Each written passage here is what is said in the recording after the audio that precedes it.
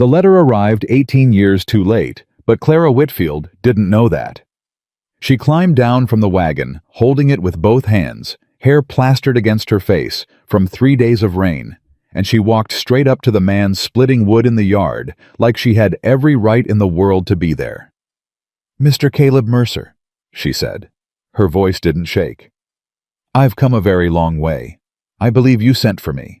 Caleb set the axe down slowly. He looked at the letter. Then he looked at her.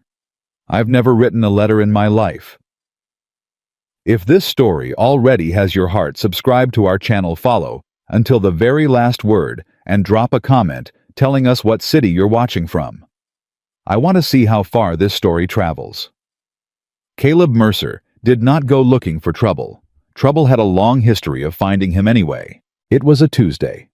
Not that the day of the week meant much to a man who hadn't owned a calendar in 6 years.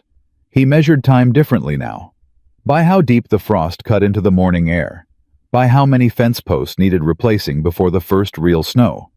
By how long it took for the silence inside the cabin to stop feeling like a person missing and start feeling like just silence. It hadn't started feeling like just silence yet. 18 years was a long time to wait for something to stop hurting. Caleb had more or less made peace with the fact that it never would. He was out back splitting wood when he heard the wagon. He heard it before he saw it. The groan of iron-rimmed wheels against frozen ground. The blow of a horse working harder than it should have to the particular creak of a loaded rig coming up a grade. He didn't put down the axe right away. Wagons came up the ridge road sometimes. Lost travelers. The occasional supply man who'd taken a wrong turn. They usually figured out their mistake and turned around without bothering him. This one didn't turn around. He heard it pull into the yard. He heard it stop. Then he heard boots on frozen ground. Light boots, a woman's boots, and he put the axe down. She was standing in the middle of his yard when he came around the corner of the cabin, holding an envelope in both hands like it was something precious or something dangerous, and she looked at him with eyes that had clearly not slept properly in days. Her coat was good quality. Chicago quality, he'd think later, but it was soaked through and caked with road mud along the hem. Her hair was dark and damp and coming loose from whatever she'd tried to do with it. She was younger than he expected, though he hadn't expected anyone at all. She didn't look away when she saw him. He gave her credit for that. Most people took one look at Caleb Mercer and found somewhere else to direct their eyes. "Mr. Caleb Mercer," she said. "Depends on who's asking." "My name is Clara Whitfield." She extended the envelope toward him. "I've come a very long way. I believe you sent for me." He looked at the envelope. He didn't take it. "I've never written a letter in my life." Something crossed her face, not quite panic, but the thing that comes just before panic when a person is too exhausted to feel it properly yet. She pushed the envelope closer. "Please, just read it." He took it. Not because he believed her, but because she was clearly about to fall down, and something in him, something he'd thought was long dead, found he didn't want to watch that happen. The letter was on good paper. His name was at the top. The handwriting was careful and deliberate, someone who'd thought about each word. It laid out an arrangement, a mail-order arrangement, the kind Caleb had heard other men in other circumstances enter into, and at the bottom was a signature. Caleb Mercer, Mercer Ridge, Utah Territory. He read it twice. "This isn't my handwriting," he said. "It has your name on it. Lots of things can have a name on them." He folded the letter and held it back out to her. "That doesn't mean I wrote it." She didn't take it. She was staring at him with something happening behind her eyes, the careful, methodical collapse of a plan she had built her entire immediate future on. He watched her work through it. He watched her refuse to let it show. "How long did you travel?" he asked. Not because he particularly wanted to know, but because she looked like someone needed to ask her something human. 11 days, she said. From Chicago. 11 days. On the strength of a letter this man standing in front of her had never written. "Is there anyone else coming?" he asked. "With the wagon." "The driver." She gestured back at the road. "He's waiting to know if he should unload my trunk." Caleb looked at the wagon. He looked at the woman. He looked at the gray sky pressing down over the ridge, carrying a smell that meant serious weather by nightfall. "Tell him to wait," he said. He walked back inside the cabin. He stood in the middle of the kitchen for a moment, with the letter in his hand, looking at it like it might explain itself if he waited long enough. The kitchen was the room he spent most of his time in, not because it was comfortable, but because it was functional, and function was what he'd reduced his life to. There was a table with 2 chairs, which had always struck him as a cruelty, since he'd been the only one using it for 18 years. There was a stove he kept burning from October through March. There were no curtains on the windows, because he'd never seen the need. Sarah had wanted curtains. He put that thought back where it lived and focused on the letter. Someone had gone to considerable trouble. Someone had obtained good paper. Someone had known his name, his location, enough details to make a woman travel 11 days across the country on the strength of it. Someone had forged his signature well enough that even he had to look twice to be certain it wasn't his. Someone had done all of that with a purpose. He just didn't know what the purpose was yet. He went back outside. She was standing exactly where he'd left her, which told him something. A woman with options would have done something. Climbed back on the wagon, paced the yard, demanded an explanation. Clara Whitfield stood still with the expression of a person who had learned that stillness was safer than motion. "Come inside," he said. She didn't move immediately. "Is that—" "It's going to snow," he said. "You look like you haven't eaten since Denver. Come inside." She came inside. He heated water. He found the bread he'd baked 2 days ago and cut it without being asked. He set a cup in front of her and stood at the stove with his back to her, because having a person at his kitchen table felt strange in a way he didn't have adequate language for, and he found it easier to talk if he wasn't looking directly at the situation. "Tell me about the letter," he said. "How it came to you." She wrapped both hands around the cup. He could hear her steadying herself. "It came through the agency," she said. "The Whitmore Correspondence Agency, in Chicago. I had registered with them several months ago." She paused. "The letter arrived under your name. It described the ranch, the location. It said you were looking for a wife who wasn't afraid of hard work, who could manage a household, who understood that life in the territory wasn't what a person read about in novels." Another pause. "I thought it sounded honest. Most of the letters I'd received through the agency were not honest." "How so?" "Men describing themselves as prosperous when they were destitute. Describing themselves as widowers when they had families they'd abandoned. One man described himself as a devout churchgoer and a kind soul. He was neither." She said it flatly, without self-pity. "Your letter was different. It didn't promise anything romantic. It just said what the life was and asked if I could handle it." Caleb turned slightly. "And you thought you could?" "I know I can." No hesitation. "That wasn't the question I was asking myself." He waited. "I was asking myself whether I had anything better to go to." She looked up at him with those direct, exhausted eyes. "I didn't." It was the most honest thing anyone had said to him in longer than he could measure. He turned back to the stove and gave himself a moment with it. "The letter is forged," he said. "I understand that now.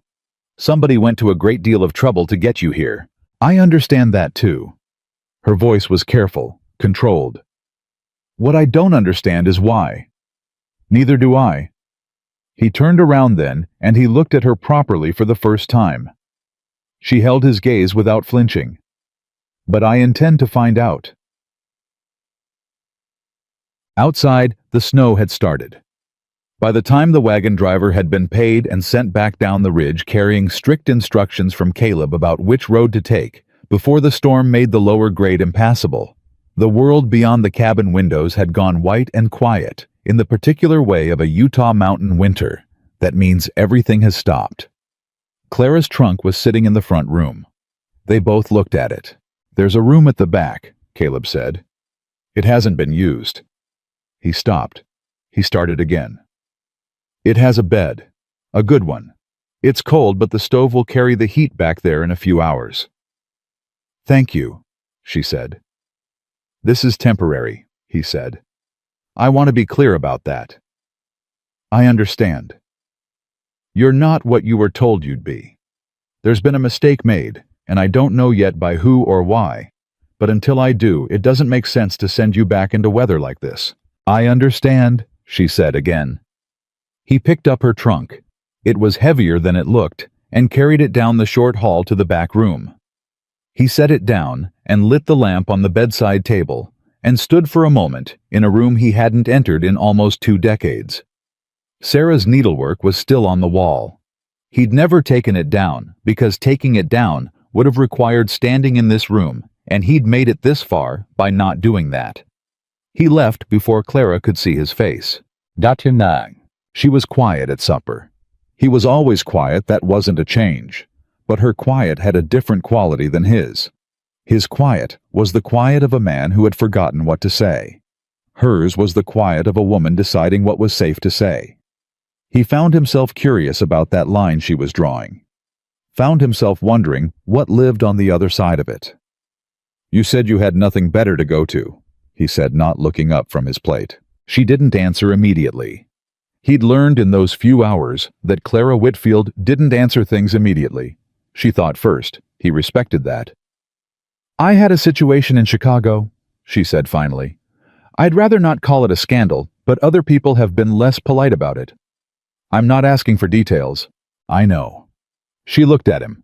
"I'm just explaining why a woman with no connections to the Utah territory would get on a wagon based on a letter she received through a correspondence agency." "She had nowhere else to go," he said. "She had nowhere else that was far enough."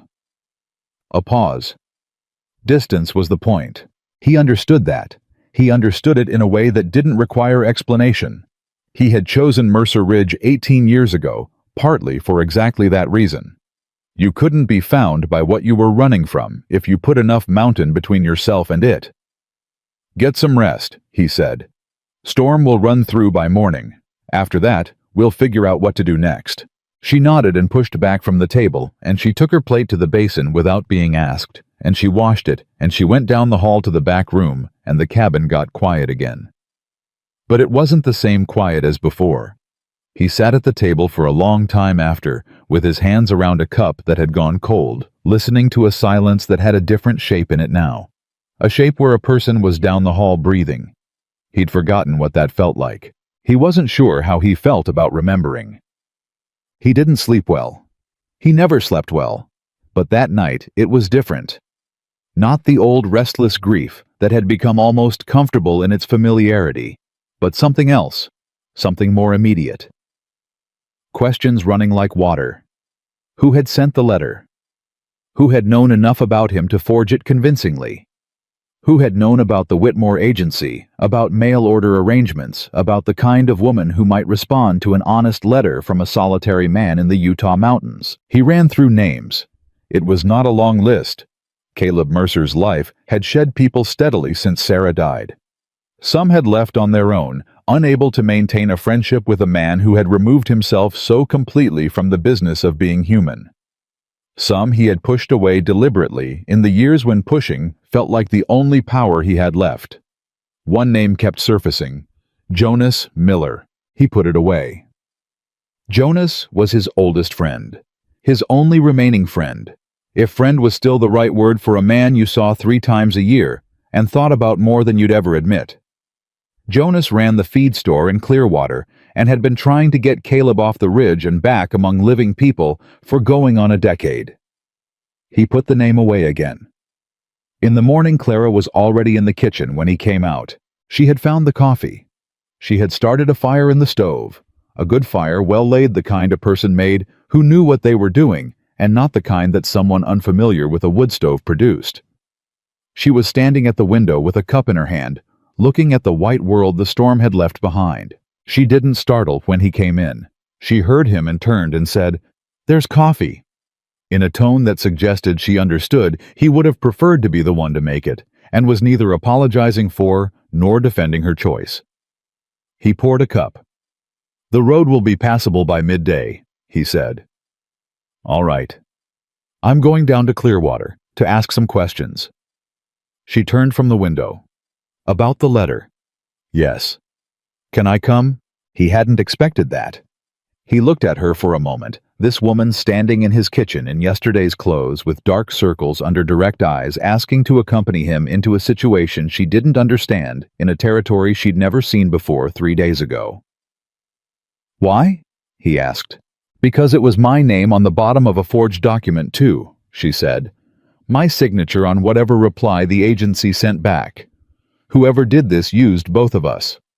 She set down her cup. I have as much right to the answer as you do. He couldn't argue with that. We leave in an hour, he said. Bawad. The road down off Mercer Ridge was hard going after a night's snow. The horses knew it. He knew it. And Clara sat beside him on the wagon bench, without complaint, through 40 minutes of difficult ground. She held on when she needed to hold on, and she didn't make any noise about it, and she didn't fill the silence with talking the way most people did when they were nervous. He found he didn't mind her being there. That realization arrived quietly, and he chose not to examine it closely. Clearwater was a town of approximately 400 people arranged around a main road, with ambitions of becoming more than it was. He'd lived 30 miles from it for 18 years, and knew maybe a dozen people in it well enough to nod at. He pulled the wagon up in front of Miller's Feed and Supply, and he set the brake, and he looked at the front door for a moment. You know who did it? Clara said. It wasn't a question. He'd been watching her in small ways since morning. The way she noticed things assembled them, drew conclusions quietly, and waited to see if she was right before saying anything out loud. She was watching him the same way. I think I might, he said. Then why did we need to come down here? Couldn't you have... Because I need to hear him say it, Caleb said. And I need to see his face when he does. He climbed down from the wagon. After a moment, she climbed down too. They went inside together. Jonas Miller was a big man with red hands and an open face that had never in 60 years of life learned to conceal what he was feeling. He was behind the counter when the bell above the door announced them, and he looked up with the automatic welcome expression of a man who'd run a shop for 30 years. And then he saw Caleb. And then he saw the woman beside Caleb, and every bit of color left his face. In 18 years of watching people try to hide things from him, Caleb had never seen a man go guilty that fast. Caleb, Jonas said.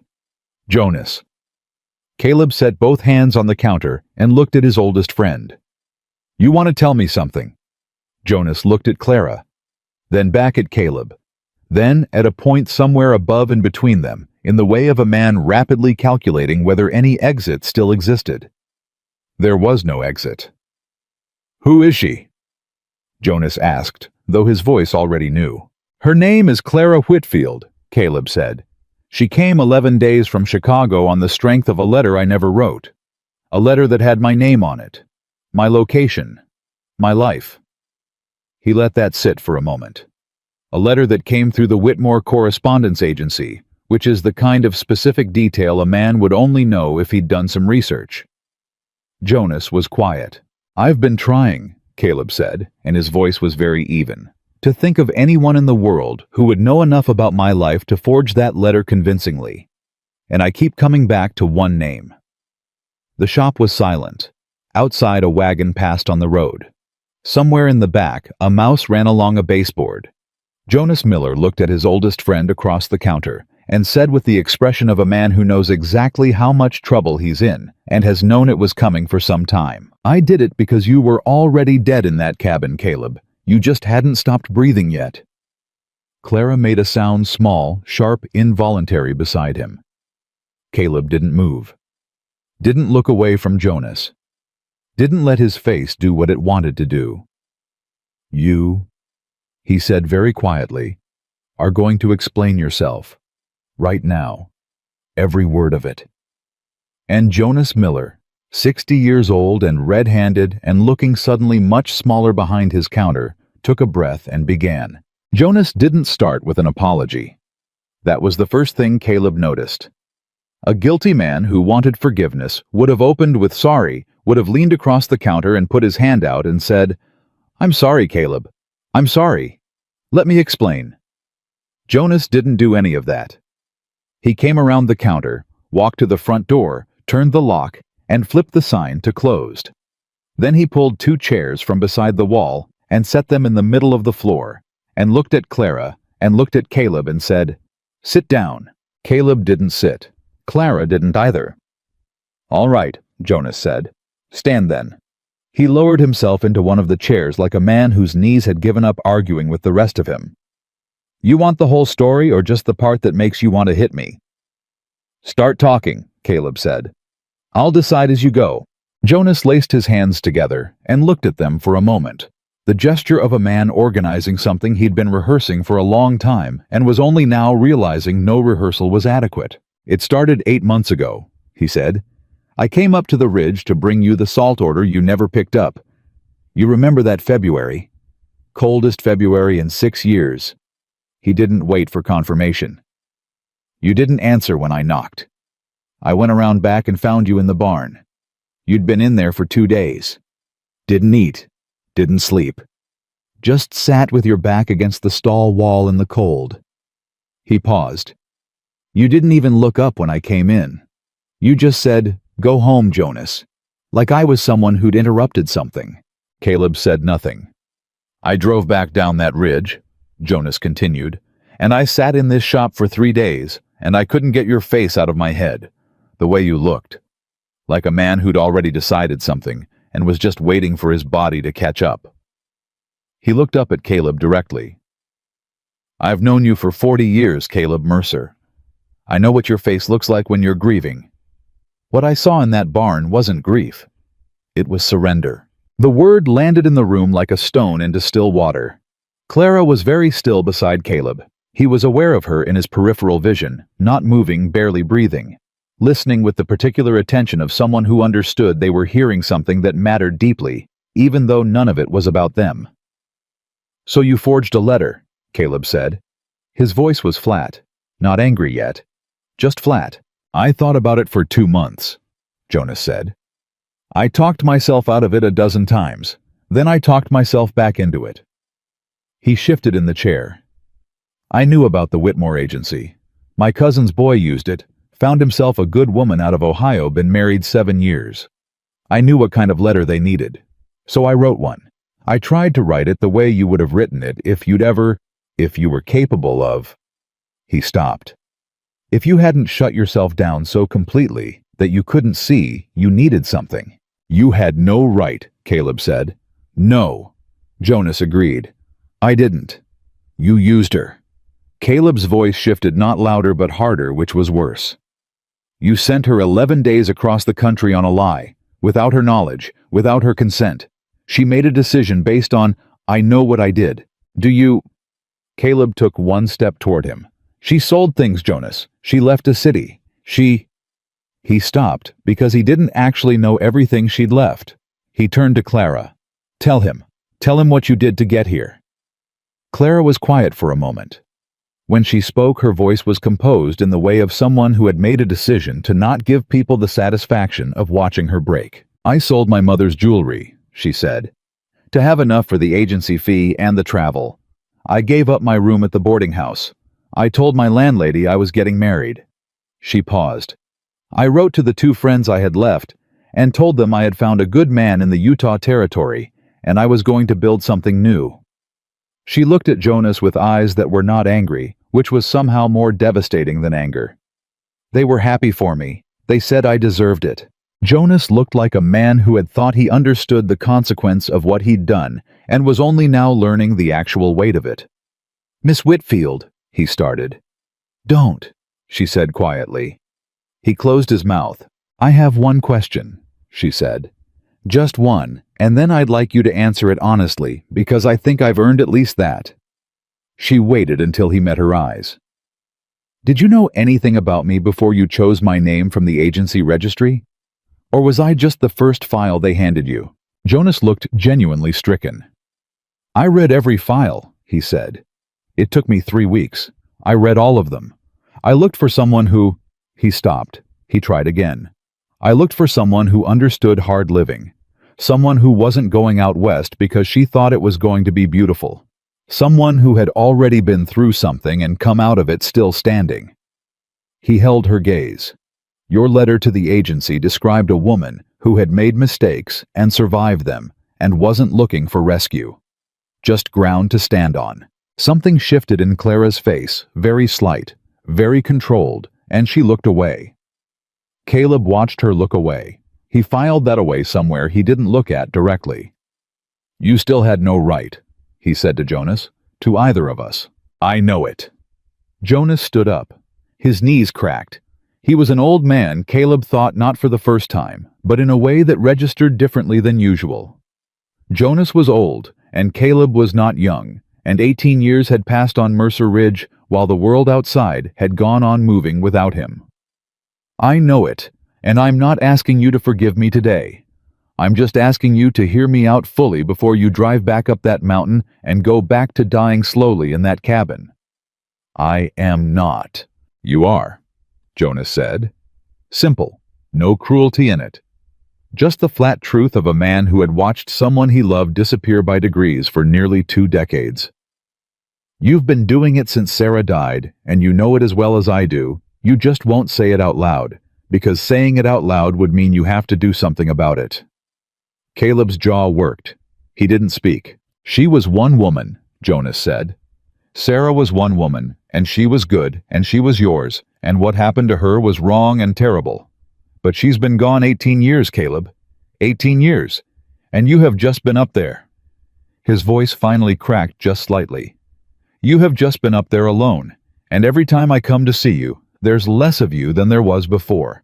Like a fire that keeps burning, but there's no more wood going in. Eventually, it just goes out. The shop was very quiet. Clara had moved to the window without either of them noticing. She was looking out at the road, giving them what space a small room could offer. Caleb looked at his oldest friend and felt something move in his chest. Not forgiveness, not yet, and not understanding, but something in between. Something that didn't have a clean name. You should have talked to me, he said finally. You should have just talked to me. I talked to you for 16 years, Caleb. Jonas met his gaze without flinching. You were very polite about not hearing a word of it. They didn't stay long after that. There was more to say. There was probably years more to say, but Caleb had reached the edge of what he could absorb in one morning, and he recognized the feeling and knew from experience that pushing past it produced nothing useful. He told Jonas they'd talk again. He didn't say when. On the walk back to the wagon, Clara said nothing. He helped her up to the bench. Not because she needed it. He suspected she didn't need it, but because it was there to do, and he climbed up after and released the brake, and turned the horses back toward the ridge road. They were a quarter-mile out of town before she spoke. He loves you, she said. In the way people love each other when they've known each other long enough to stop pretending. Caleb kept his eyes on the road. That doesn't make what he did right, he said. No, she agreed. But it explains it. Those aren't the same thing. A pause. In my experience, most of the worst things people do to each other come from exactly that kind of love. The kind where someone decides they know better what you need than you do. He glanced at her. She was looking straight ahead. That sounds personal, he said. Everything sounds personal when it is. She pulled her coat tighter against the cold. In Chicago, the man who caused my situation, he thought he was protecting me. He thought he was making a decision I wasn't capable of making for myself. A short, humorless sound that wasn't quite a laugh. Funny how that works. The people who take your choices away always believe they're doing it for you. Caleb thought about that for a long mile. What happened? He asked. In Chicago. I thought you said you didn't need details. I didn't need them this morning, he said. I'm asking now. She looked at him for a moment with those measuring eyes. Deciding. He'd come to recognize the process already, the slight pause, the interior assessment, the verdict. I worked for a man named Gerald Harmon, she said. He ran an investment firm, legitimate mostly. I managed correspondence, kept his books in order, handled things he didn't want his name directly attached to. A pause. I was good at it. Better than he was at most of it, truthfully, though I was smart enough not to say so. Another pause. And then I found something in the books I wasn't supposed to find. Money moving in ways that didn't make sense unless you were looking for it. Small amounts from a great many people, widows mostly, and pensioners being funneled through accounts that disappeared. Caleb's hands tightened slightly on the reins. I went to him with it, Clara said. Privately. I thought... She stopped. I thought he didn't know. I thought someone else in the firm was responsible, and he'd want to know. And I thought that because I was 26 years old and still believed that men in positions of authority generally meant to do right.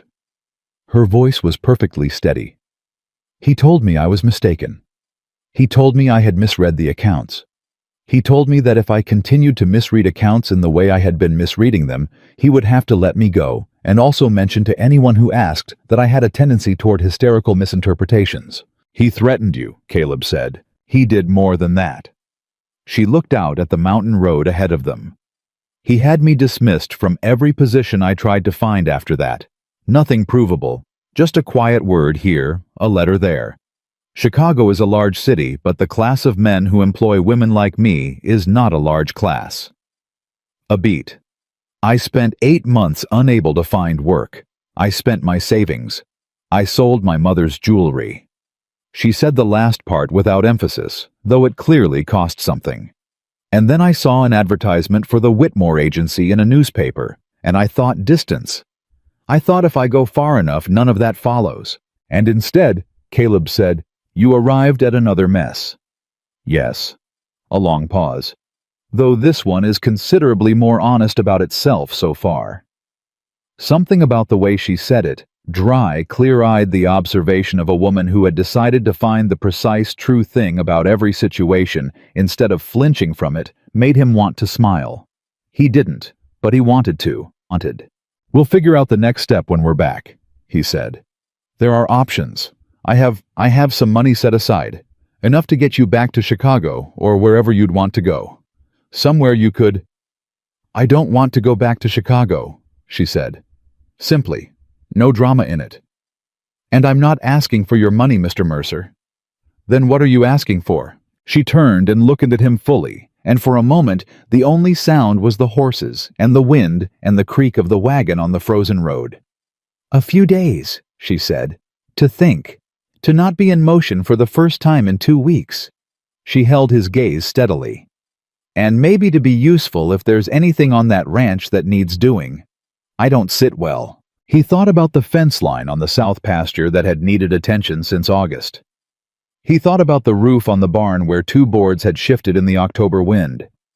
He thought about the inside of the cabin, which ran exactly to his functional standards and no others, and how it had looked through Clara Whitfield's eyes this morning when she stood in his kitchen and started a fire without being asked.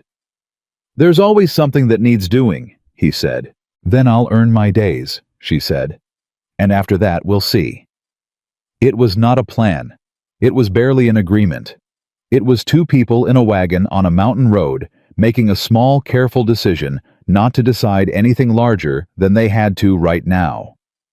For the first time in 18 years, Caleb Mercer did not find the immediate future entirely without interest. He told himself that was just the unresolved question of who had sent the letter and why. He almost believed it. Back on the ridge, the afternoon moved differently than mornings on Mercer Ridge usually moved. Clara changed into work clothes.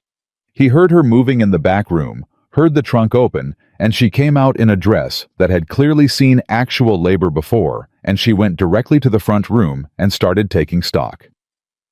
Not cleaning, not rearranging, just moving through the space with her eyes, the way a person does when they're making a mental inventory of what needs doing and in what order. The boards under the east window are soft, she said. I know. That means there's water getting in somewhere above it. I know that too. Do you have lumber? He looked at her. In the barn. I'll look at it after supper. She moved toward the kitchen. What do you have that's edible? Whatever's in the larder. She opened the larder and stood looking into it with an expression that managed to convey a great deal without saying anything unkind about his provisions. "I can make something with this," she said. "Don't interpret that as a comment on your housekeeping." "I wasn't going to." "You were thinking it." He almost smiled again. She cooked. He went out and did the afternoon rounds, horses, cattle in the north pasture, the check on the water line that ran from the upper creek down to the barn that he'd been nursing through the winter for 3 years. The routine was the same as every other day. His hands knew every piece of it without his mind having to attend. But his mind was elsewhere. It kept returning to the feed store, to Jonas's face, to the specific words, "You were already dead in that cabin, you just hadn't stopped breathing yet." He'd been furious when Jonas said it. He was still furious. But fury and truth weren't mutually exclusive, and Caleb had always been too honest with himself for his own comfort, and the honesty was working on him now in the cold air out among the cattle where there was nothing to distract from it. When had he last wanted something? Not needed was easy. Survival produced needs automatically.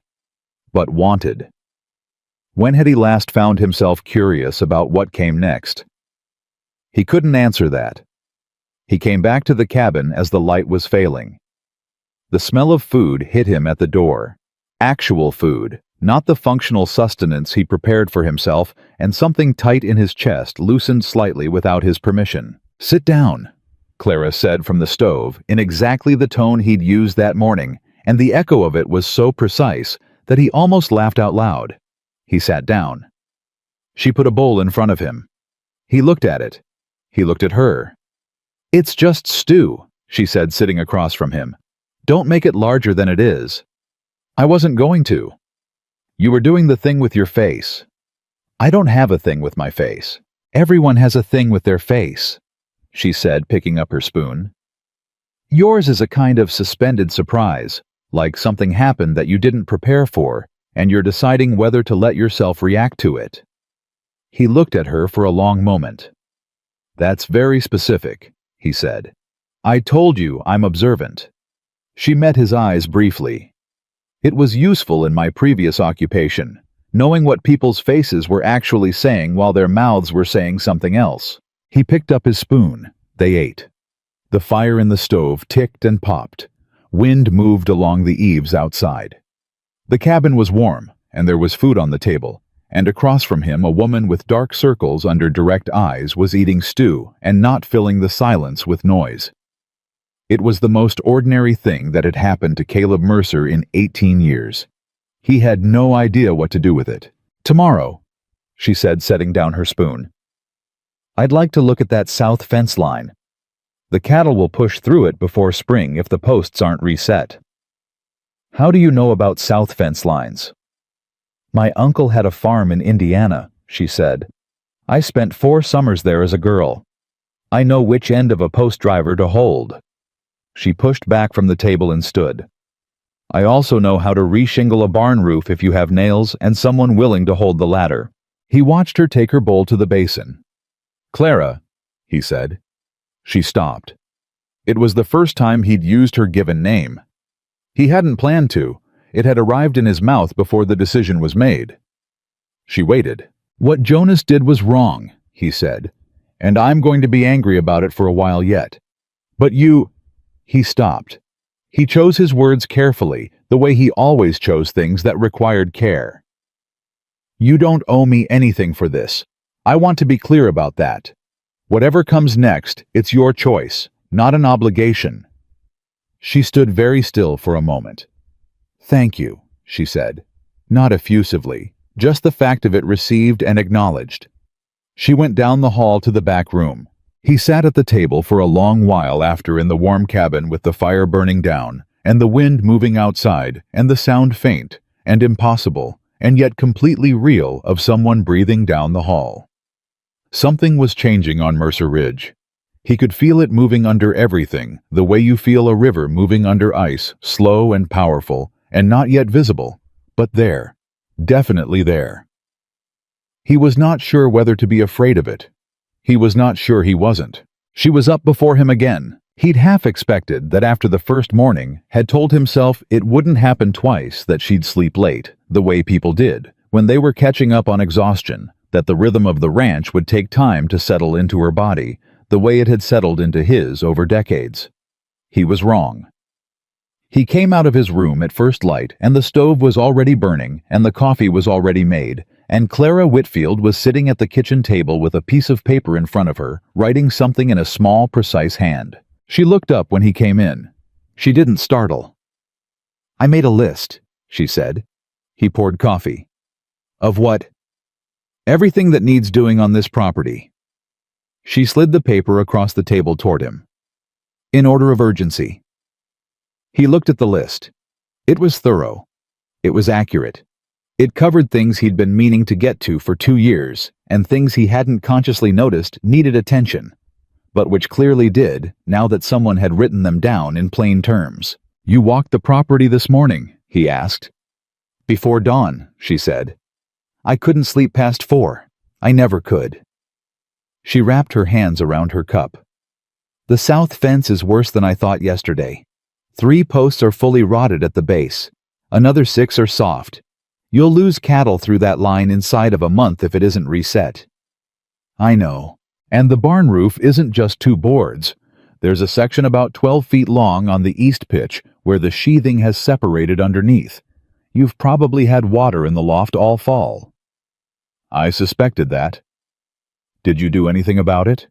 He drank his coffee. "That's a no," she said without judgment. She pulled the paper back and looked at it. "If we work the fence line today and tomorrow, and the roof on Wednesday when the temperature comes up a few degrees, we can have the critical repairs done before the next storm system." She glanced up. "Assuming you have the materials." "I have most of them," he said. "I'd need to go down for lumber and nails." "All right." She stood and took her cup to the basin. "What time do we start?" He looked at her back for a moment. This woman 2 weeks off an 11-day journey, making a list of his ranch's failures before sunrise and asking what time they started.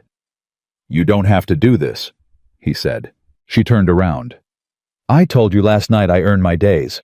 I'm not comfortable with charity, Mr. Mercer, and I'm not interested in sitting in that back room feeling sorry for myself while you work." She met his gaze steadily. "I also think it's going to take both of us to reset those posts properly, given how frozen the ground is. So what time do we start?" 30 minutes, he said. "Good." She moved past him toward the hall. "I'll be ready in 10.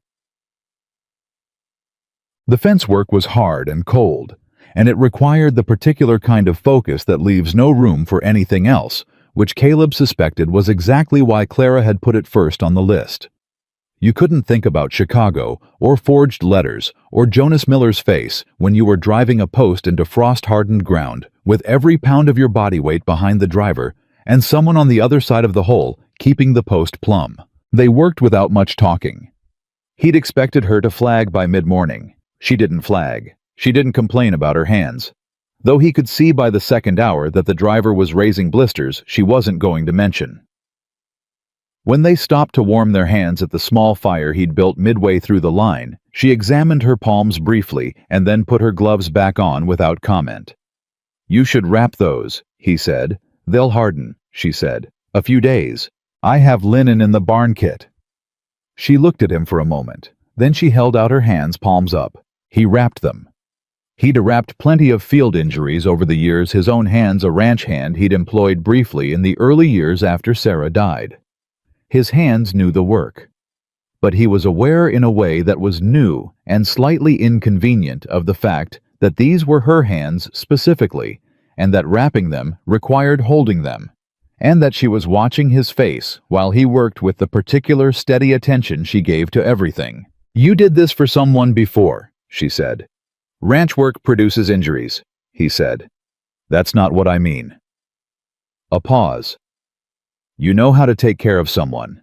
It's still in your hands, even if it's not in your habits." He tied off the wrap and let go. "Post's ready," he said, and went back to work. But she was right, and they both knew it, and it sat between them for the rest of the afternoon, like something that had been named and couldn't be unnamed. By the time they came in at dusk, they'd reset 7 posts and braced 4 more. Caleb's back reminded him he was not 25. He said nothing about it. Clara sat down at the kitchen table and put both wrapped hands flat on the surface and closed her eyes for exactly 10 seconds he counted without intending to, and then opened them and stood up and started on supper. "Sit down," he said. She turned. "You worked all day," he said. "Sit down, I'll cook." She looked at him with an expression he was beginning to be able to read that brief interior consultation, the small verdict. She sat down. He cooked. It was nothing like what she'd made the night before. It was functional food, the way everything he made was functional, but it was hot, and there was enough of it, and he set it in front of her without ceremony and sat down across from her, and they ate. "Tell me about Sarah," she said. He went very still. "You don't have to," she said immediately. "I'm sorry, that was—" "No," he said. The word came out before he'd decided on it. He looked at his plate. Then he looked up. "You see her things, in the house. It would be strange to pretend you don't." A pause. "What do you want to know?" Clara was quiet for a moment, understanding the weight of what he'd just offered. "What was she like?" she asked, gently, the way you ask about something precious. He thought about it honestly, the way he rarely let himself think about it. "Stubborn," he said, "in the best way. The kind of stubborn that holds things together when everything else is pulling them apart." He turned his coffee cup in his hands. "She laughed at things I didn't expect. She had opinions about everything, and she didn't wait to be asked before she shared them."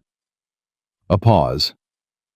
"She made this place feel like somewhere a person was supposed to be, instead of just somewhere a person was." Clara listened. She didn't try to fill the space around his words. "She died in March," he said. "Fever came on fast. 3 days." He stopped. "I was in town when it started. By the time I got back, it was already in the 3rd day, and there was nothing." He stopped again, cleared his throat. "There was nothing by then." "I'm sorry," Clara said. Simply. Not the performed sympathy he'd received for years after the careful condolences from people who didn't know what else to say. Just, "I'm sorry." As if she meant the specific thing and not the general shape of it. 18 years is a long time to be sorry," he said. "Yes," she said. "It is." She looked at him directly. "It's also a long time to keep punishing yourself for something you couldn't control." His jaw tightened. "Jonas says something similar," he said. "Jonas is right about that part," she said. "Even if his methods were wrong." He looked at her for a long moment. The fire ticked. The wind moved outside. 18 years of silence pressed at the walls of the cabin, and for the first time in as long as he could remember, the silence didn't win. "You're a very direct person," he said. I was trained out of it for a long time," she said. "By the time I got to Chicago, I'd learned to say everything sideways, to imply and suggest and never quite state." Her voice was even. "Gerald Harmon's office cured me of that permanently. When you watch a man lie to your face and call it clarification often enough, you lose patience for anything but the exact truth." Caleb nodded slowly. He understood that. The specific exhaustion of having watched someone turn reality inside out with words and being expected to nod and accept the inversion. "What happened to him?" he asked. "Harmon, after you left." Something moved in her eyes. "Nothing," she said.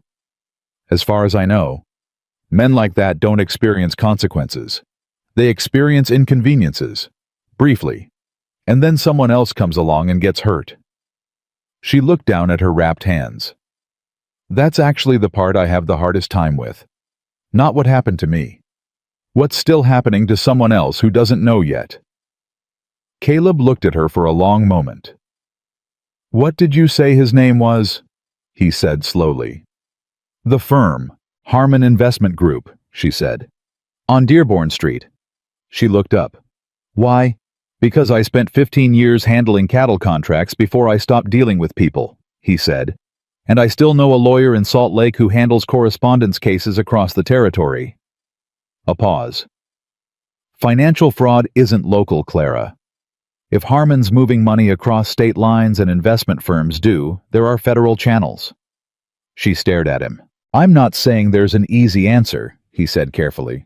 I'm saying there might be one, if you have documentation. I kept copies, she said quietly. Of everything. Before I left. I have them in the trunk. The air shifted. Why did you keep them? He asked. She met his eyes. Because some part of me knew that running wasn't actually going to be enough, she said. And because those widows he stole from deserved better than me disappearing. Caleb Mercer looked at Clara Whitfield across the kitchen table and felt something shift in his chest. Not the fragile loosening of the last 2 days, but something more solid. Something that had more structure to it. This was not a woman who had arrived at his ranch by accident and was waiting to be rescued. This was a woman who had been carrying loaded ammunition in her trunk for 6 months, waiting for a moment when using it might mean something. After the roof, he said, we'll talk about the documentation. She nodded, one precise controlled nod. They finished supper. Neither of them said anything more that night. But the quiet had changed its quality again, not the quiet of two people avoiding each other, but the quiet of two people with the same thing turning over in their minds. Wednesday brought the temperature up enough to make the roof work possible. Caleb brought the lumber up from the barn, and Clara held the ladder with both wrapped hands, and didn't make a single comment about the height or the cold, or the fact that he was moving across an icy pitch like a man 20 years younger than he'd been moving 2 days ago. She handed materials up when he called for them. She passed nails in exactly the right quantity without being told. When he said move the ladder 3 feet east, she moved it 3 feet east without asking why. After an hour, he called down, "You've done this before." "Roof work," she called up. "Working with someone," he said. "You anticipate." A pause. "My uncle couldn't afford help most summers," she called back. "It was just him and me. You learn to think ahead." He drove the next nail and thought about a girl on an Indiana farm handing nails up a ladder to an uncle who couldn't afford help, and about a woman in a Chicago office keeping copies of fraudulent records in case the moment ever came when they mattered, and about that same woman driving fence posts into frozen Utah ground without complaint. He thought about how people became who they were, the long sequence of small decisions and survived difficulties that shaped a person from the outside in. He thought about what kind of woman arrived at the wrong ranch on a forged letter and within 3 days started fixing it. He came down off the roof at noon and they stood in the yard and looked up at the east pitch together. "Good," she said. "Good," he agreed. They went in for coffee. It was Jonas who arrived 2 days later and broke the equilibrium. Caleb heard the wagon on the ridge road and knew it before it came into the yard, knew the particular rhythm of Jonas's rig, the way his horse favored its left front, and moved accordingly. He came out to the porch and waited. Jonas pulled up and looked at Caleb, and looked at the cabin, and then looked at Caleb again. "I wanted to," he started. "Come in," Caleb said, not warmly, but not the door shut in his face either. Clara was at the kitchen table with papers spread in front of her, the documents from her trunk, the ones she'd been organizing for 2 days with a methodical precision that he'd watched quietly and not interrupted. She looked up when Jonas came in, and her face went carefully neutral. Jonas stopped when he saw the papers. "What's all this?" "Sit down, Jonas," Caleb said. Jonas sat. "She has documentation," Caleb said, "on a man in Chicago who's been stealing from widows through a fraudulent investment scheme. The lawyer in Salt Lake Patterson. You remember him?" Jonas's eyebrows went up. "Tom Patterson, from the land case in '91. He handles federal correspondence now," Caleb said. "I want to know if he'd look at this." Jonas looked at the papers. He looked at Clara. He looked at Caleb. "You've been up here less than a week," Jonas said carefully. "And you're already working," Caleb said. "Yes." A pause that carried 18 years in it. "Is that a problem?" Jonas's face did something complicated. pride and relief and grief all moving through it at once the way light moves through water. "No," he said roughly. "No, it's not a problem." He cleared his throat. "I'll ride to Salt Lake myself if you want. Tom owes me a favor." "I know he does," Caleb said. "That's why I'm asking you." Jonas looked at Clara. The silence between them was its own separate thing, all that weight from the feed store, all that damage done and acknowledged. "Miss Whitfield," he said, "I can't undo what I did. I know that." "No," she said, "you can't. But if I can do something that helps you, these documents could help people who aren't me," she said. "Women who don't have the option of getting on a wagon and going somewhere else." She held his gaze. "If Mr. Patterson thinks there's a case, I'll give him everything. But I need to know it won't just disappear into a desk drawer because Gerald Harmon has friends in the right offices." "Tom Patterson," Jonas said firmly, "does not like men who steal from widows. I can promise you that much." Clara looked at the papers for a moment. Then she gathered a section and held them out to Jonas. He took them.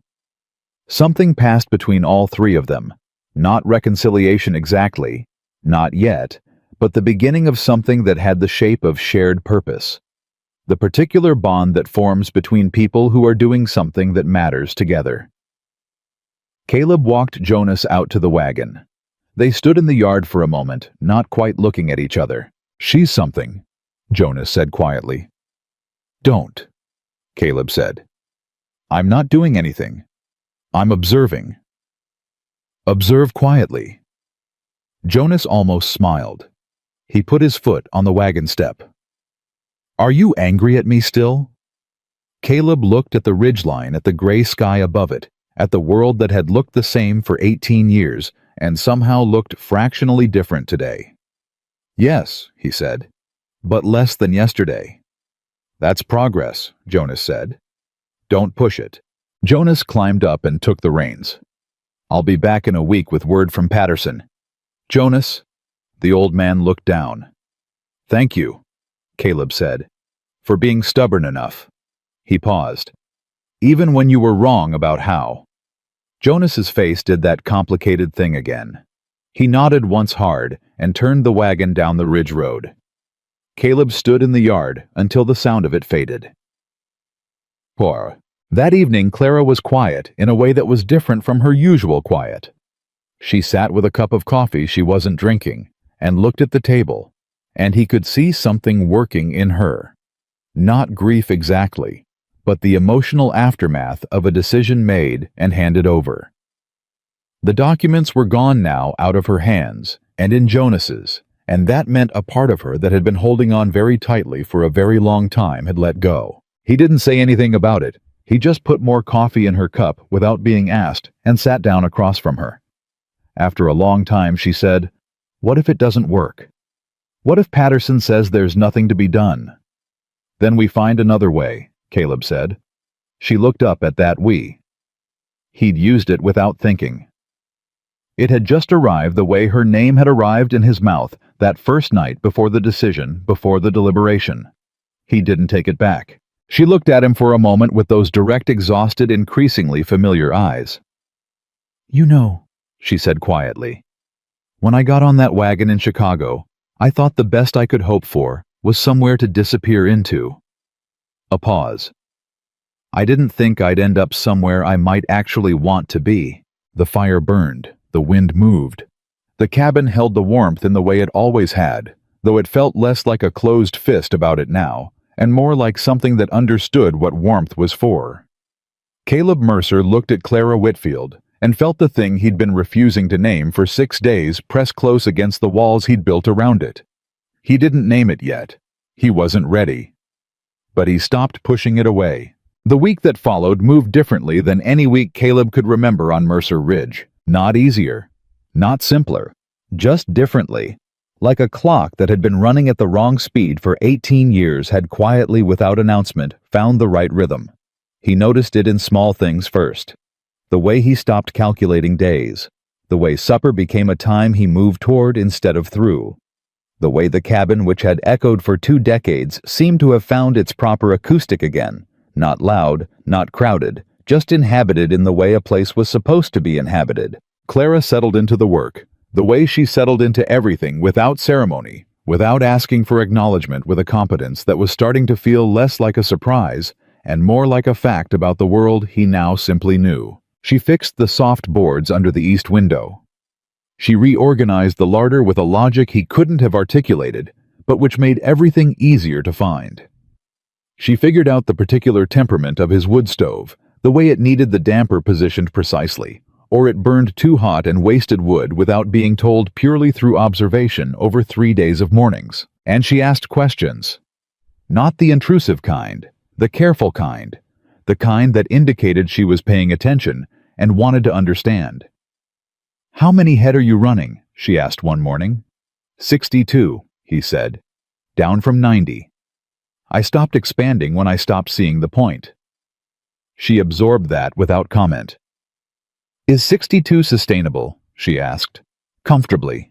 If the south pasture grass comes back strong in spring." "It will," she said.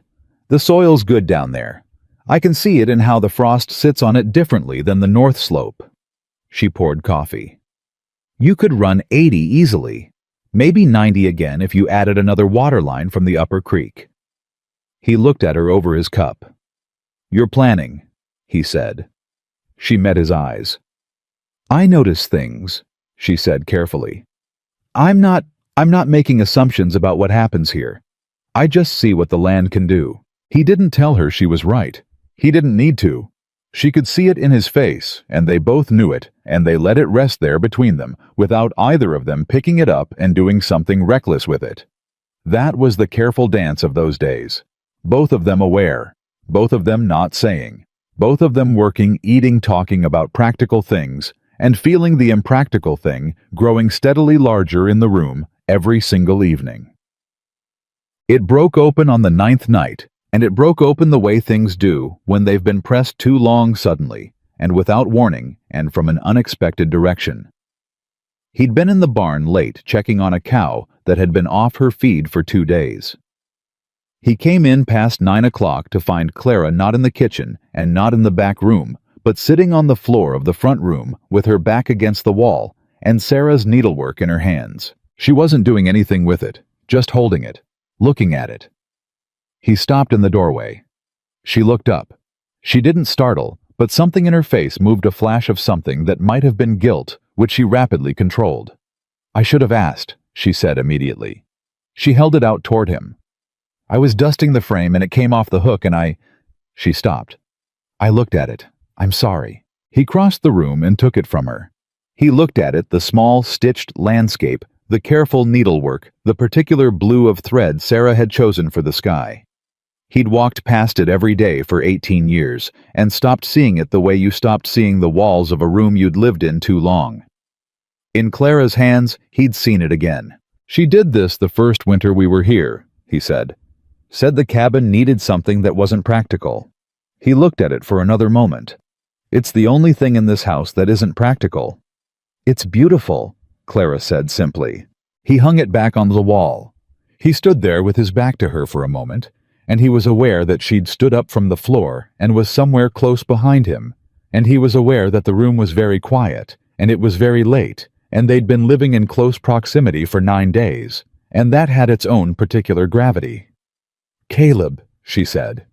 He turned around. She was closer than he expected. Not improper. Nothing calculated in it. Just the natural geography of a small room, and 2 people who had stopped keeping exaggerated distance from each other without noticing when that had changed. "I need to tell you something," she said. Her voice was steady, but her hands he glanced down, and she was holding them still at her sides with a deliberateness that told him the stillness was chosen. "I've been trying to figure out whether to say it for several days, and I've decided that not saying it is a kind of dishonesty, and I'm done with dishonesty." He waited. "I know I came here on false terms," she said. "I know what I am in this house, a mistake that landed on your doorstep. I know you've been kind because you're a decent man, and the situation required it, and I'm not confusing kindness for anything larger than it is." She met his eyes fully.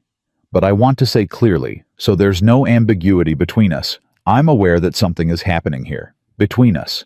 And I'm not going to pretend I'm not aware of it because I think you deserve honesty more than you deserve someone performing obliviousness. A pause. I don't know what to do with it. I'm not asking you to do anything with it. I couldn't keep not saying it. Caleb looked at her for a long time.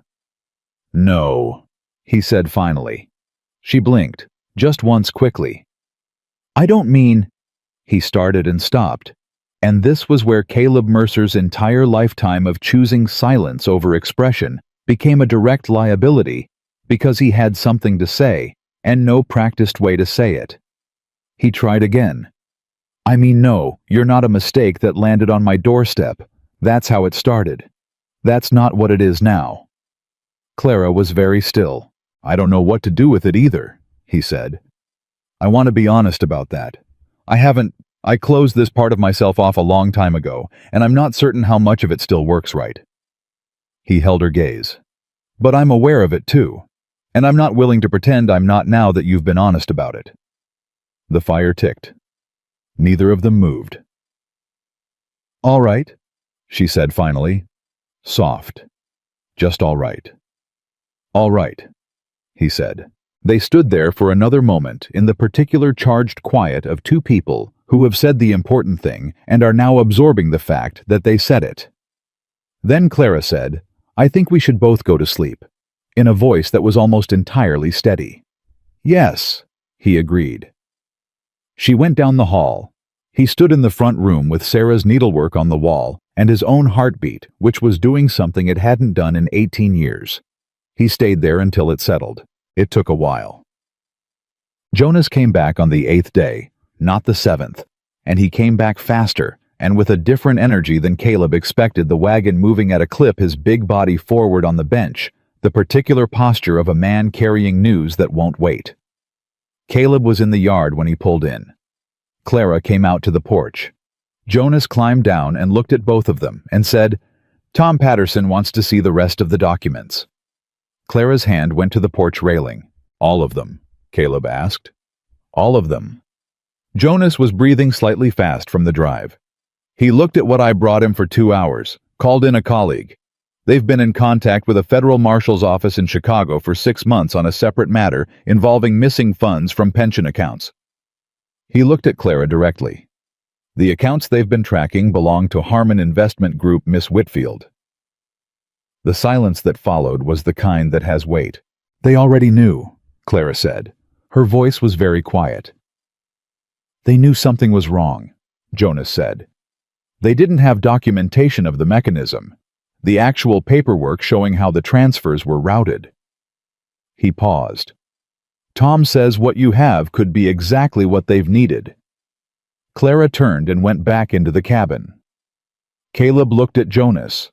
Jonas looked at Caleb. Give her a minute, Caleb said. Is she all right? She's been carrying those documents for 6 months, Caleb said, thinking no one cared, thinking she left, and no one was doing anything about it. He turned toward the cabin. Give her a minute. He went inside. She was standing at the kitchen table, with both hands flat on the surface, the same position she'd been in the morning, after they came back from Clearwater, and she was breathing in a way that was very controlled and very deliberate. Clara, he said. I'm fine, she said. Her voice was not quite even. You don't have to be fine right now. I know. She pressed her palms harder against the table. It's just, I left. I thought I was leaving, and it was going to matter to no one, and nothing was going to change, and those women were still going to... She stopped. She collected herself with visible effort. I thought I was just running away. You were surviving, Caleb said. That's not the same thing.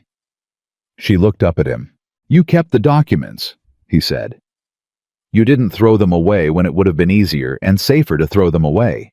You kept them because some part of you refused to let it be over. He met her eyes. That's not running away. That's waiting for the right moment. She looked at him for a long beat.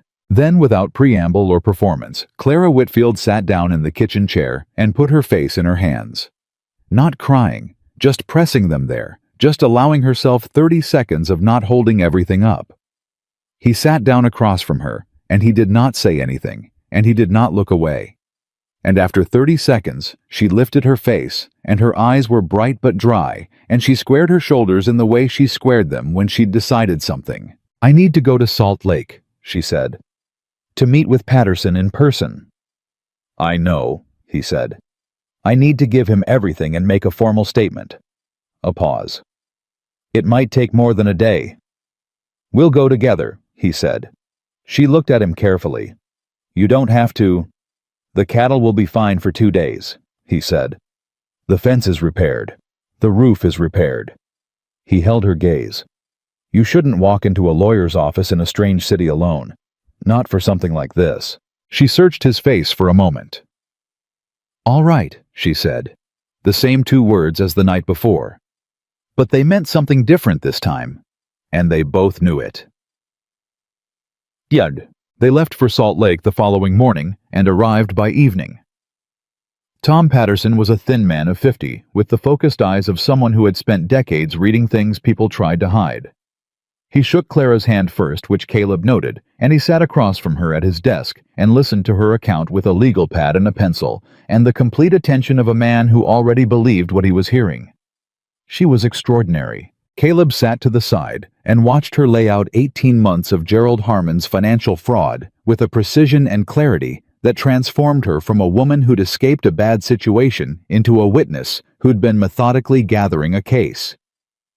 She produced documents in sequence. She explained the routing structure. She named accounts, dates, transfer amounts. She described conversations she'd had with Harmon verbatim, with the recall of someone who'd been rehearsing them in her memory for months. Patterson's pencil moved steadily. When she finished, Patterson sat back and looked at her for a moment. "Miss Whitfield," he said, "how long did you work for Harmon?" 3 years, she said. "And you kept copies of these records at personal risk to yourself for 6 months while traveling to another territory?" "Yes." "Why?" She didn't hesitate. "Because someone had to," she said, "and I was the only one who could." Patterson looked at Caleb briefly, then back at Clara. "I'm going to need you available for correspondence over the coming months," he said. "Possibly a return visit if the federal case proceeds to charges." He leaned forward. "This is serious, Miss Whitfield. Depending on what the marshal's office in Chicago has on their end, this could result in criminal charges against Harmon and potentially several associates." "I understand," she said. "The defense will attempt to discredit you," he said, not unkindly, directly, the way she appreciated being spoken to. "They'll look for anything they can use." "Let them look," she said. Patterson almost smiled. "Where can we reach you?" Clara opened her mouth. She stopped. Caleb watched her realize she didn't have an answer to that question. She had traveled 11 days to a ranch that wasn't hers, on a letter that wasn't real, and she'd been there 9 days, and she had no address to give, because she had no address anywhere in the world at the moment. "Mercer Ridge," Caleb said. "Outside Clearwater." He gave the road and the distance. "Send correspondence to the Clearwater Post in my name. I'll have it." Clara looked at him. Patterson wrote it down. He didn't ask about the arrangement. He was a lawyer, not a gossip. They left the office as the city was going dark around them, and they stood on the street for a moment in the particular dazed quiet of people who have just done something that cannot be undone. "It's real now," she said. "It was always real," he said. "Now other people know." She looked down the unfamiliar street. "He's going to know I did this. Harmon. Eventually." "Eventually," Caleb agreed. "He has money and connections, and he will make things very unpleasant." "I know." She turned and looked at him directly. "I should tell you that. In case it creates complications for you, for the ranch. Mercer Ridge is your address now because of me." "Clara," he said. She waited. "I know what I said," he said. "I said it on purpose." She looked at him for a long moment with those eyes that saw things and assembled them and drew true conclusions. And then something happened in her face that he hadn't seen before. Not the controlled composure, not the measured expression, but something underneath all of it, something younger and less defended and real in a way the composure only gestured at. "Okay," she said, barely above a whisper. They found a boarding house for the night. 2 separate rooms. The proprietress, a Mrs. Alcott, made no comment about the arrangement and asked no questions, which was either tact or exhaustion, and either way was exactly what both of them needed. Caleb lay on his back in the dark of the unfamiliar room and looked at a ceiling he didn't know and thought about what he'd done. He'd given his address, his name, his location, to a federal case in Chicago involving a powerful man who did not handle consequences gracefully. He'd done it in front of a lawyer who had written it down in ink. He'd done it without hesitation. 18 years ago, he had stopped making decisions that tied him to the future. Had stopped doing anything that implied the future was a place worth showing up for. Had reduced his life to the radius of the ridge and the routine and the long, slow gray wait for whatever came at the end of it. He had just handed a federal attorney his address in ink. He thought about Clara's face on that street. The thing underneath the composure, the unguarded thing that only lasted a second before she caught it and brought everything back to order. He thought about Jonas saying, "You were already dead, Caleb. You just hadn't stopped breathing." He thought about the coffee that was ready every morning before he was. The list of repairs in precise handwriting. The wrapped hands on a fence post. The 30 seconds with her face in her palms. The way she said, "okay," like it was the answer to a question she'd stopped expecting anyone to ask. He was not a man who said things easily. He was not a man who reached toward things. He had not been that man in a very long time. But sometime between the 8th and 9th day, lying in a strange bed in Salt Lake City, Caleb Mercer understood that the version of himself that was only surviving had met its expiration date. He didn't know what came next. He knew for the first time in 18 years that he wanted to find out. They drove back to Mercer Ridge the next morning, mostly in silence. But it was the comfortable kind, the kind between people who have been through something together and don't need to narrate it to know they both lived it. Halfway up the ridge road, Clara said, "My month." He glanced at her. "What? You told me I could stay 1 month," she said. "Not as a bride, not as a mistake, just 2 people surviving together." She looked at the road ahead. "My month ends in 11 days. He kept his eyes on the horses. "And," he said. "I'm asking what happens in 11 days, she said. Steady, direct. No performance in it. Just the question. He was quiet for a long time. Long enough that the ridge road climbed and the air got colder and the cabin came into view against the gray sky. He pulled the wagon to a stop in the yard, set the brake, sat for a moment with the reins in his hands, looking at the cabin he'd lived in alone for 18 years. "I think," he said carefully, "that in 11 days we both decide whether we want to keep going." He turned and looked at her fully. Not because of a letter, not because of a mistake, but because we've looked at each other clearly without any of the original story attached and made an actual choice. Clara looked back at him with the same directness. "And if we do?" she asked. "Then we figure out what that looks like," he said. "Together, as 2 people who know exactly what they're getting into." She was quiet for a moment.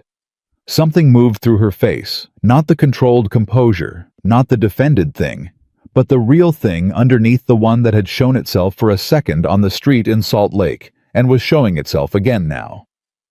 "That's the most honest proposal I've ever heard," she said. "It's not a proposal," he said. "It's an invitation. What's the difference?" He thought about it. "A proposal assumes the answer," he said. "An invitation waits for one." Clara Whitfield looked at Caleb Mercer on a wagon bench on Mercer Ridge in the late October cold. And something in her that had been braced for a very long time braced against Chicago and Gerald Harmon, and forged letters and wrong arrivals, and all the ways the world had recently failed her. That thing eased. Not gone, not naive, just eased. "Ask me again in 11 days, she said. "I will," he said. They climbed down from the wagon. They went inside. The cabin was exactly as they'd left it, warm from the banked fire, the needlework on the wall, 2 cups still on the table from breakfast. Caleb looked at those 2 cups. He thought about how long the table had only needed one. He thought about 11 days. The 11 days did not pass quietly. Caleb had half expected them to have imagined some kind of suspended peace, a held breath before the question came due. Instead, the days arrived fast and full, and demanded things from both of them in ways that left no room for the careful emotional distance they'd been maintaining. On the 3rd day after Salt Lake, a letter came from Patterson's office. Not correspondence, an actual urgent letter hand-delivered by a writer from Clearwater who'd been paid extra to make the climb. Patterson had been in contact with the federal marshal's office in Chicago. Gerald Harmon had learned through channels Patterson couldn't yet identify that documentation had been submitted against him. He had already retained 3 lawyers and was making inquiries about the source. Clara read the letter at the kitchen table. She read it twice. Then she set it down and looked at it the way she looked at things she was deciding how to feel about. "He knows it came from someone internal," she said. "He'll know it was me." "He probably already suspects," Caleb said. "You were the one with access." "He'll try to move against it," she said. "Try to discredit the documents. He has people who can manufacture counter-documentation." "Patterson knows that," Caleb said. "He said so." "Knowing and stopping it are different things." She pressed her fingers flat against the letter. "I need to write to Patterson today. There are 3 additional records I didn't include in the original submission. I wasn't sure they were relevant, but if Harmon is already moving..." "Write the letter," Caleb said. "I'll ride down to Clearwater and have it sent express." She looked up at him. "Now," he said. She was already moving to find paper. He watched her write fast and precise, the handwriting of someone thinking clearly under pressure. And he thought about the woman who had stepped off a wagon 17 days ago with exhausted eyes and a forged letter and no ground to stand on anywhere in the world. He thought about how different the quality of her motion was now. Not relaxed, Clara Whitfield was not a relaxed person, and he suspected she never had been, but grounded. Like someone who had found their footing and was working from it. She sealed the letter and handed it to him. "Be careful on the grade," she said. "It's been icing overnight." "I know the grade," he said. "I know you know it," she said, meeting his eyes briefly. "I'm saying it anyway." He took the letter and went. Riding down the ridge, he turned that small exchange over in his mind. Be careful on the grade. 4 words. The most ordinary 4 words in the world. The kind of words that passed between people who had a stake in each other's safe return. He'd had no one to say those words to him in 18 years. He hadn't understood until this moment how much that silence had weighed. On the 6th day, Jonas came back up the ridge uninvited, which was unusual even for Jonas, whose visits had always been carefully timed to avoid feeling like intrusions. He arrived mid-morning with the expression of a man who had news and wasn't certain how it was going to land. Caleb let him in. Clara was in the barn checking on the off-feed cow who had finally improved 2 days prior. "Patterson contacted me directly this morning," Jonas said, sitting down heavily at the table. "Through a rider." "I got his letter on the 3rd day," Caleb said. "This is different from the letter." Jonas looked at him steadily. "He's heard back from the federal marshal's office. They've been building a case against Harmon for 14 months. They have testimony from 4 former employees, none of whom had documentation, just accounts of what they witnessed." He paused. "What Clara has is the missing piece. The paper trail that turns witness accounts into provable fraud." Caleb set his coffee down. "How big is the case?" he asked. 41 victims identified so far," Jonas said. "Widows, retirees, a church fund in Indiana. Total losses over $60,000 across 8 years. He looked at Caleb with the gravity of a man delivering a number that has human faces behind it. "Patterson says with Clara's documentation, the federal prosecutor's office in Chicago will almost certainly move to charges within 60 days. The back door opened. Clara came in from the barn, pulling her gloves off, and she read both their faces in the time it took her to cross the kitchen. "Tell me," she said. Jonas told her. She stood very still through all of it. When he finished, she was quiet for a long moment. 41, she said. That they've identified, Jonas said carefully. Patterson believes the actual number is higher. It's higher, she said. Her voice was flat and certain. He ran 3 separate fund structures. The marshal's office is only looking at 2. She pulled out the chair across from Jonas and sat down. I need to write another letter. Clara, Jonas started. I know the 3rd structure, she said. I processed some of those transfers myself before I understood what I was looking at. If they don't know about it, they're going to miss 1/3 of the victims. She was already looking toward the paper on the side table. 41 becomes 60 at minimum. Jonas looked at Caleb. Caleb looked at Clara. This woman who had every reason to give what she'd given and step back and protect herself, and who was instead leaning further in because 60 people were more than 41, and she knew something that mattered. Write the letter, he said quietly. She wrote for 40 minutes without stopping. The kitchen was silent except for the scratch of the pen and the fire and the occasional sound of Jonas shifting in his chair. When she finished, she read it back to herself, lips moving slightly, made 2 corrections, and handed it to Jonas. This needs to go to Patterson today, she said. Not express, in person. Can you go to Salt Lake? Jonas blinked. Today. If he gets this tomorrow, it gives them an additional week before they file, she said. That week matters for building the 3rd structure into the charges. Jonas looked at the letter. He looked at Clara. Something moved through his old face, complex and layered, and at the bottom of it something very close to awe. I'll leave within the hour, he said. He left within the hour, within. Clara stood at the window and watched his wagon go down the ridge road. Caleb stood beside her. Not close enough to touch, close enough that the absence of touch was itself a kind of presence. You know what this means, she said. When this goes to charges. When Harmon's name is in federal proceedings.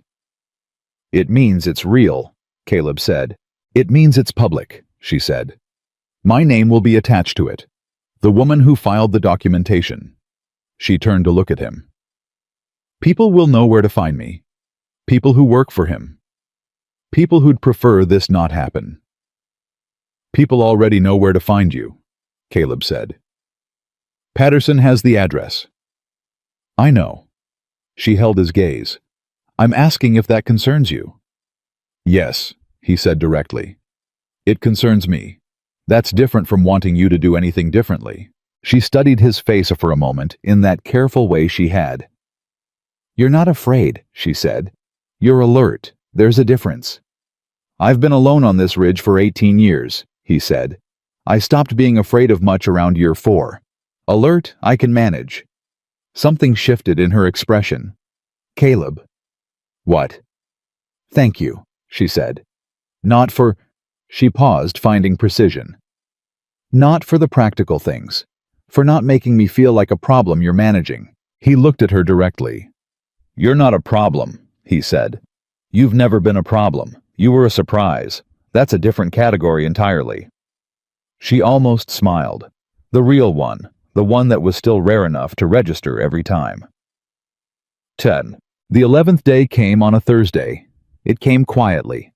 No letter from Patterson, no wagon on the ridge road, no event to fill it with external noise.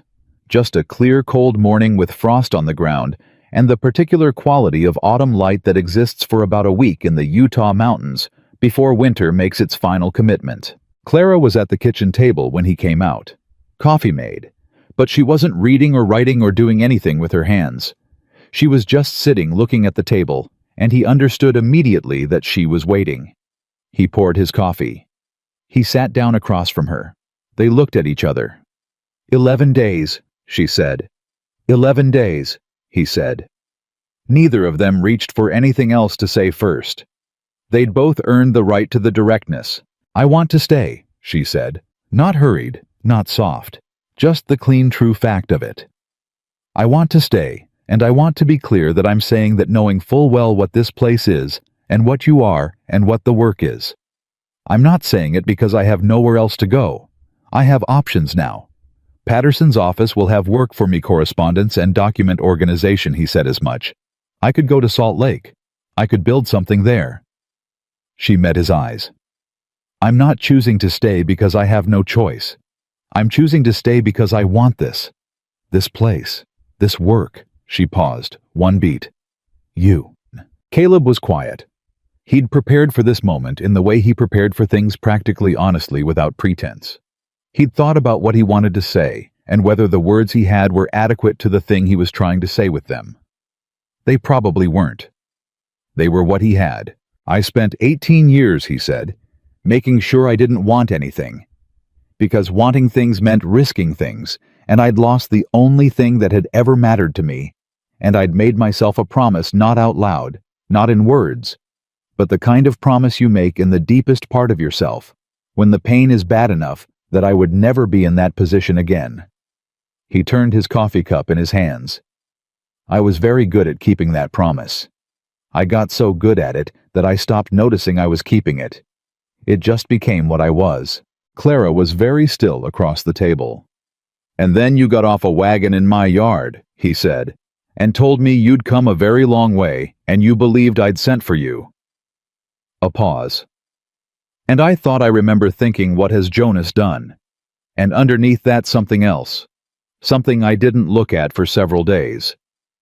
He looked up. The thing underneath was, why didn't I think of this myself? Clara's breath caught, just slightly. I'm not the man I was at 35, he said. I'm not even the man I should have been at 50. 18 years of deliberate isolation takes things from a person. I know that. I know I'm not easy.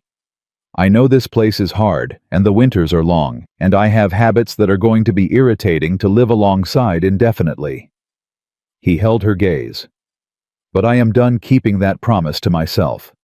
And I would like... He stopped. He started again. I would very much like you to stay. Not for a month. Not on terms. Just stay. The fire ticked. Clara looked at him across the table for a long, full moment, and he watched all the careful architecture of her composure do something he hadn't seen it do before.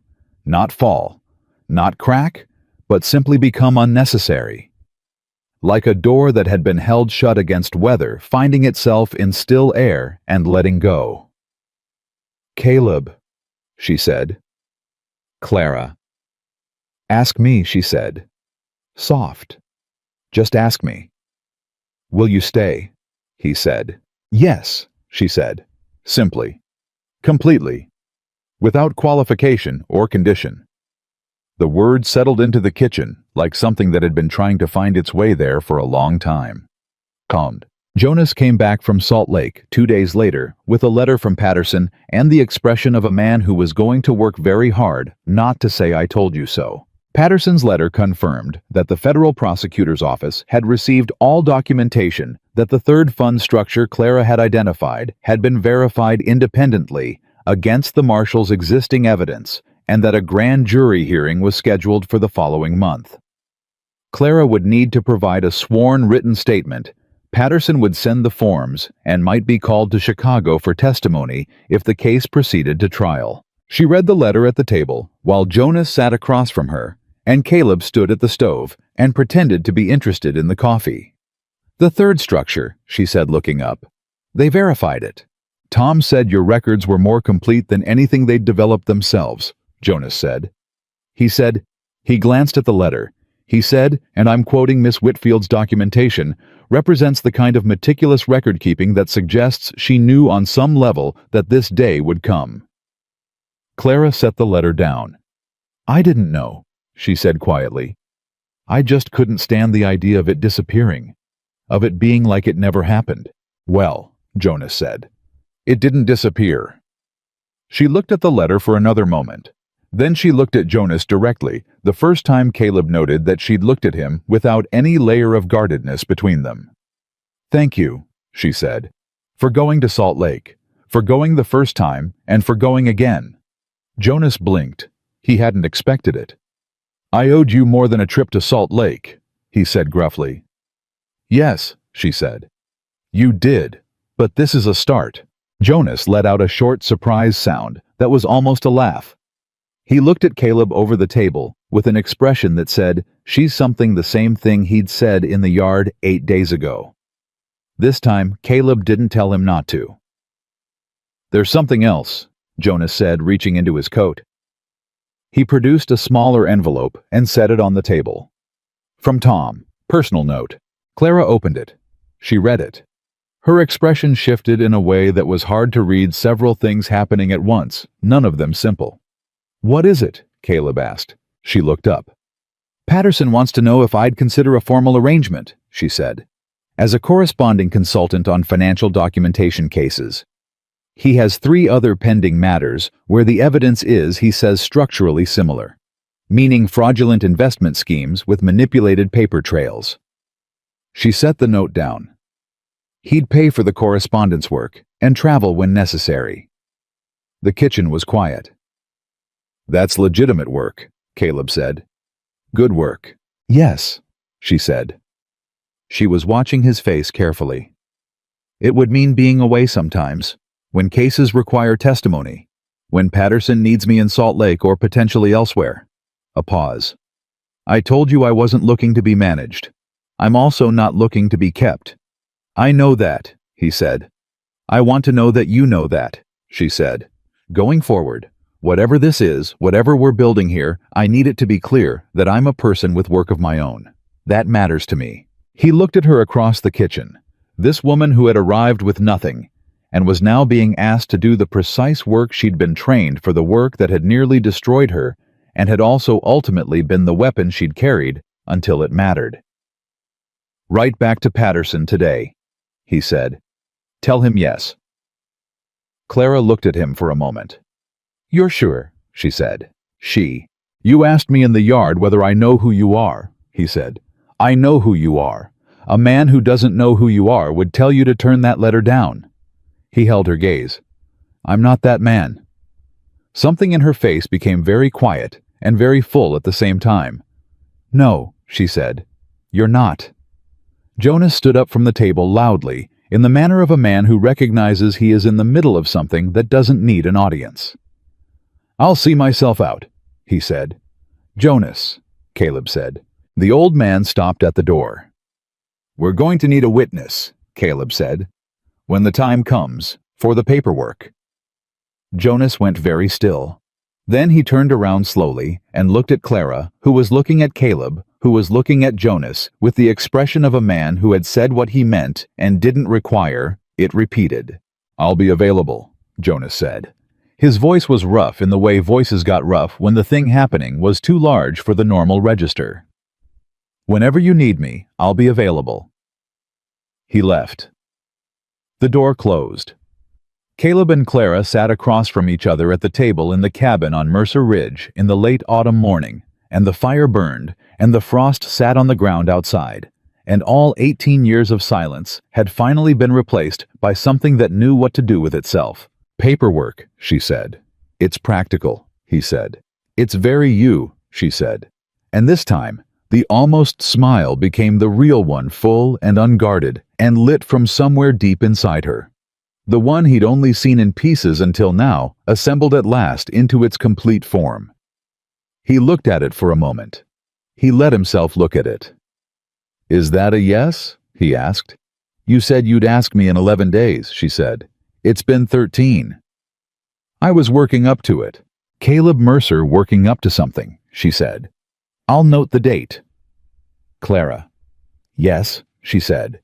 The same word she'd said 2 days ago at this same table, with the same completeness, the same total absence of reservation. "That is a yes." He reached across the table. He put his hand over hers, not dramatically, not with any gesture larger than the thing itself, and she turned her hand over and held on, and they stayed like that for a long, quiet moment in the kitchen, where 2 cups had been on the table every morning for 13 days. Outside, the ridge held them. The mountain held the ridge. The cold, clear air carried the smell of coming winter, real winter, the deep and serious kind. And inside the cabin was the warmth of a stove that had always burned for one and now burned for 2.